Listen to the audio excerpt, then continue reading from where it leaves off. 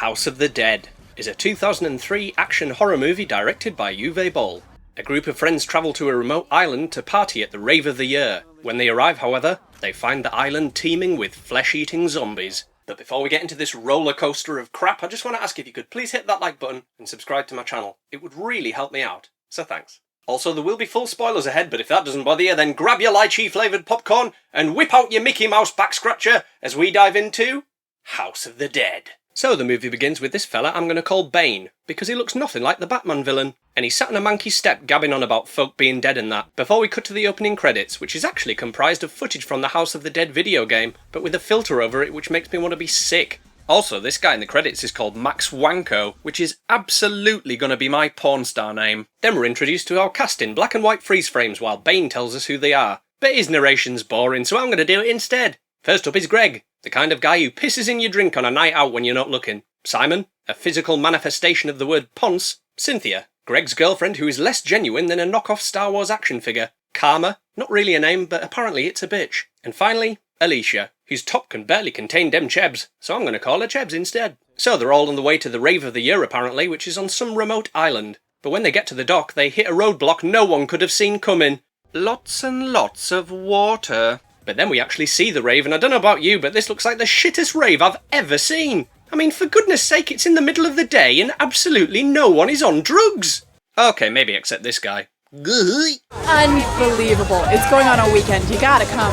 No thanks. I'm gonna have a nice quiet weekend to myself drinking beer-flavoured popcorn. These cell phone receptions for shit out here. Hello? Now, where was it you wanted to take me to? The boat, so we can go home, because this is shit. Then we see Bane is here too, standing next to Ralph Titfilmer, who, to be honest, is being quite rude. I mean, that girl's trying to talk to him and he's just preoccupied watching Power Rangers the movie on his camera. Then we're back to the gang in desperate need of a boat ride. So they rock up to this boat and, hey, it's Clint Howard! And he's cosplaying as Tom Noonan in The Last Action Hero. I'm going to call him Graham Ann Sturgeon. Simon offers him a wad of cash if he'll take them to the rave, but Graham ain't having it and says, shove off. Why don't you just name your price and we... What part of shove off didn't you understand? Well, to be honest, the shove part's hard to grasp due to the aggressive connotations, and the off part makes no sense because we're on a boat right now. Then the captain of the boat turns up and, bugger me with a beach umbrella, it's Jurgen Prochnow! Ah, I love this fella. So I'm going to call him Captain Neil 5, because Captains Neil 1 to 4 perished in the Great Swordfish Massacre of 1999. Simon offers him even more money, then says, oh, Graham, why do you smell like cat piss? Why? Why? They always ask why. So Neil 5 says he'll accept the money under one condition. So he pulls out his knife and...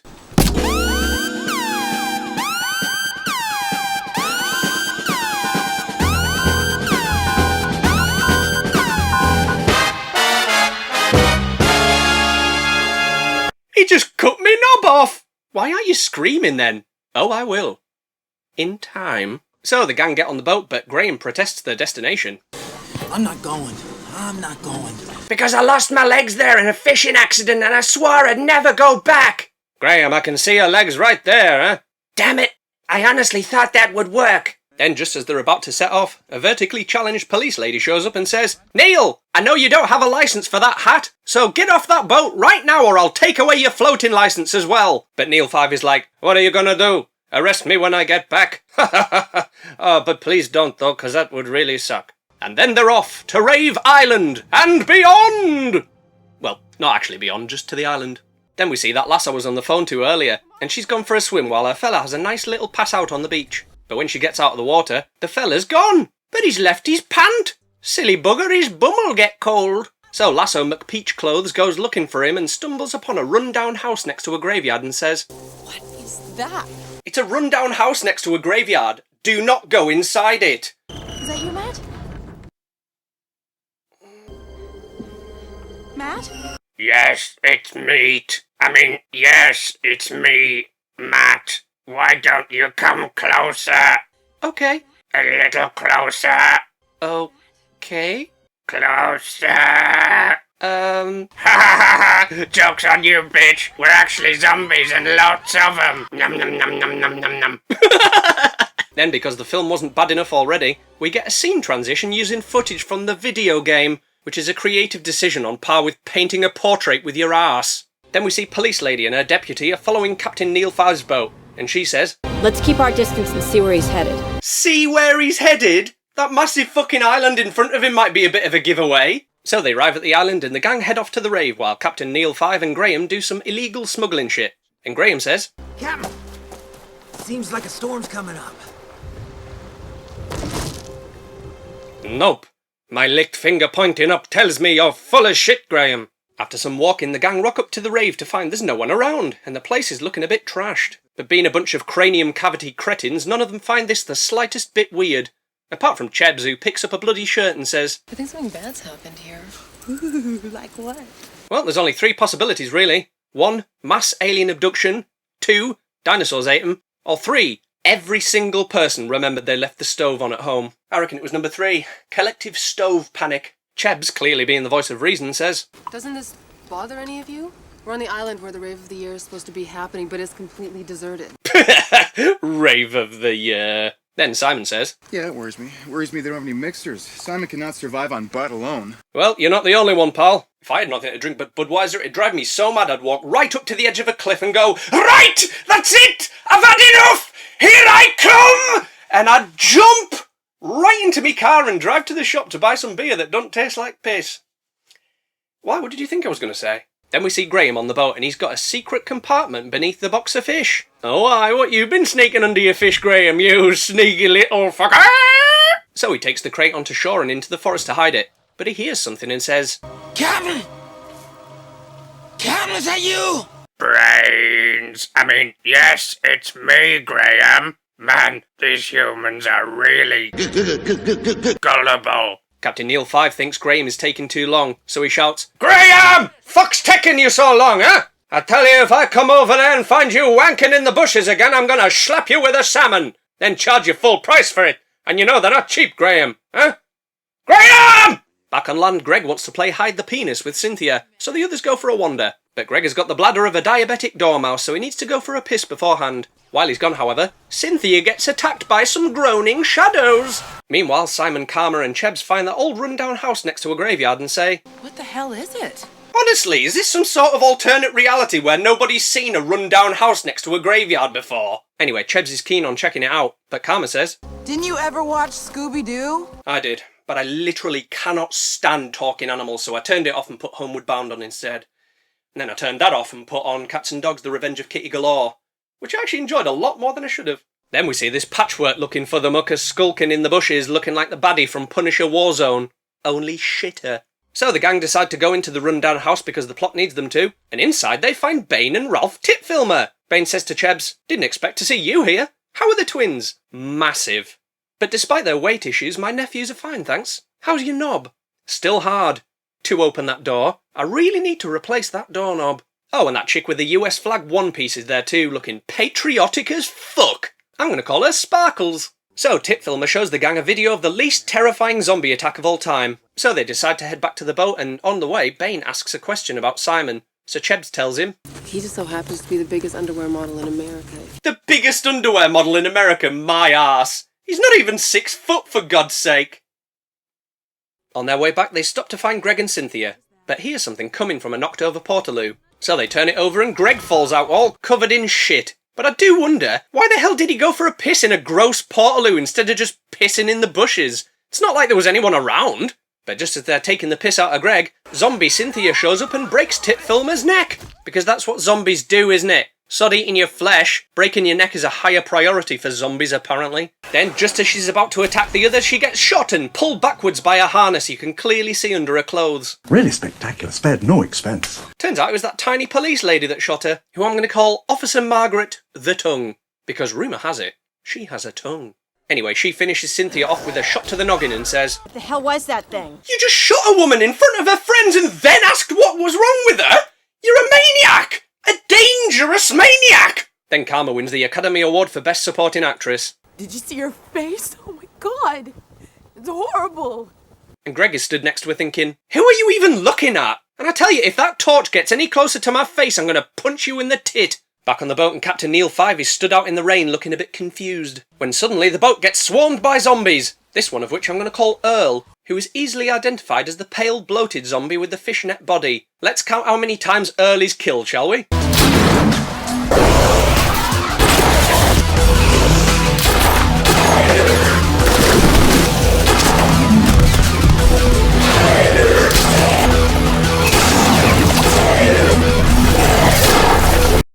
8 so far, but he's not done dying yet! Meanwhile, the gang are on the way back and they get attacked by zombies too, so they make a run for it. But when they get to the shore, they see an Earl on the boat. Earl? Oh! Earl! Haven't seen you in a while. Then Simon's knackers spontaneously combust, so he legs it down the jetty and launches himself into the water to put out his flaming bollocks. Unfortunately for him, zombies can apparently swim now, so they start to swarm him. Sparkles then wades into the water with a knife to help him. Oh, bless her. But thankfully, Captain Neil 5 has got them covered from the tree line with a rifle. And it's back to the Earl kill count. Behind you!